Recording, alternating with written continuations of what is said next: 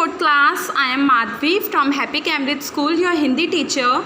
बच्चों, आज हम अपने ग्रामर टॉपिक में से एक टॉपिक करेंगे, मेरी प्रिय पुस्तक. सबको पता है पुस्तक क्या होती है? जो बुक्स होती हैं, है ना. तो आपकी फेवरेट बुक कौन सी है या आपकी फेवरेट पुस्तक कौन सी है, आज हम उसके ऊपर बात करेंगे. ठीक है, तो चलिए स्टार्ट करते हैं.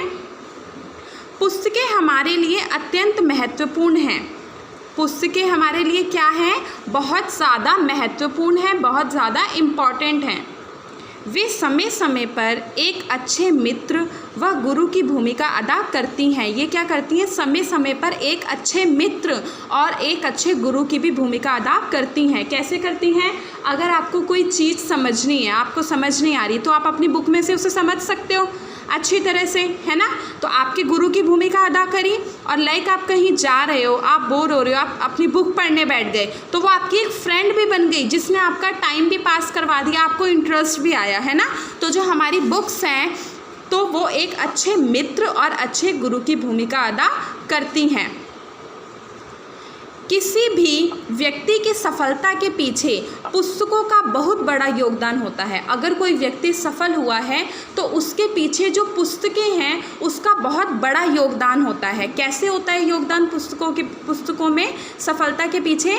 क्योंकि बेटा देखो कि अगर कोई व्यक्ति बड़ा व्यक्ति बना है तो उसने किसी न किसी पुस्तक से तो पढ़ाई की होगी ना, और उसको उसमें इंटरेस्ट भी आया होगा, तभी वो आगे बढ़ा है. तो अगर वो पुस्तक नहीं होती क्या वो पढ़ पाता? नहीं पढ़ पाता. तो इसलिए जो पुस्तकें होती हैं वो सफलता की ओर ले जाती हैं.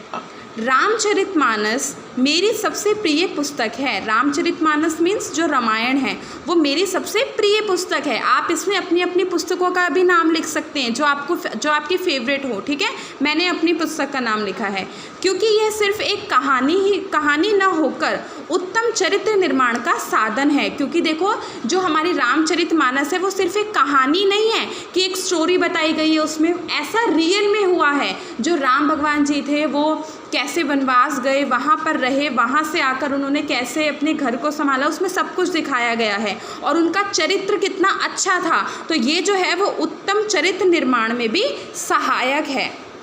हम रामचंद्र जी के चरित्र को देखकर अपने चरित्र का भी वैसा अच्छा ही निर्माण कर सकते हैं.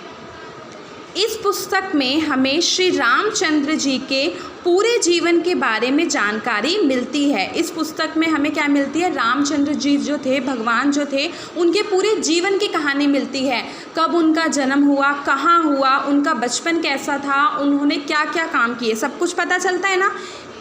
उनके जीवन से हमें प्रेरणा मिलती है कि हमें हमेशा धर्म के मार्ग पर चलना चाहिए. उनके जीवन से हमें क्या प्रेरणा मिलती है? कि हमें हमेशा धर्म के मार्ग पर चलना चाहिए, चाहे कितनी भी परेशानियां आएँ, हमें गलत राह कभी भी नहीं अपनानी चाहिए.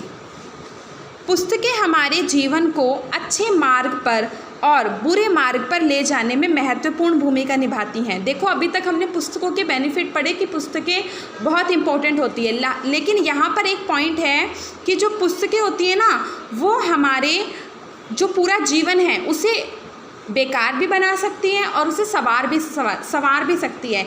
आपने कुछ देखा होगा कि कुछ पुस्तकें ऐसी आती हैं जो मतलब बच्चों के लिए भी अच्छी नहीं होती हैं, उसे नहीं पढ़ना चाहिए. तो हमें ऐसी पुस्तकों का चयन करना चाहिए जो हमें सफलता के मार्ग की ओर ले जाएं, है ना. पुस्तक हमारे जीवन को अच्छे मार्ग पर और बुरे मार्ग पर ले जाने में महत्वपूर्ण भूमिका निभाती हैं.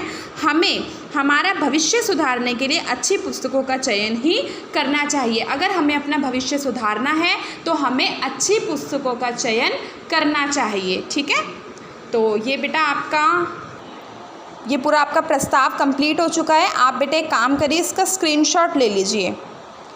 स्क्रीनशॉट लेके और आप इसको अपनी कॉपी में डेट डालेंगे, ऊपर लिखेंगे मेरी प्रिय पुस्तक और ये पूरा प्रस्ताव जो है वो लिखेंगे. ठीक है, और इसको आपको अच्छे से लर्न करना है क्योंकि आपको पता है आपके यूटी आ रहे हैं, है ना.